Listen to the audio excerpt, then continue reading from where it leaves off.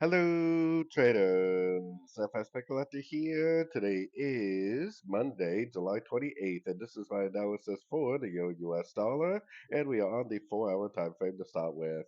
So the euro dollar has been very, very strong, as you can see. It is going down a little bit right now, but it still hasn't been able to give me a break of structure, proving to me that this wave from here to here is over. It looks like it wants to break structure, and if it does break structure, the first thing I would do is throw my Fibonacci retracement on this whole move right here, and then observe to see if it makes an overlapping corrector pattern, which would be a correction to this move up, or whether it makes like a trend reversal and just keeps on going down. None of that really implies for me until we get this break of structure because it could reject structure and just keep on going up. We have to keep in mind that the euro dollar is in an uptrend on all time frames, all high time frames, that is.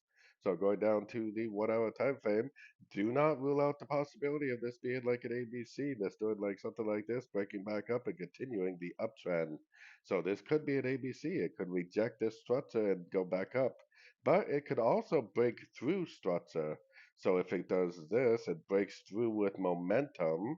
The momentum is the key, and then the pullback. The pullback is where I would go short. So we have a couple of different options, but if we pay attention to our structure, we should know exactly what to do.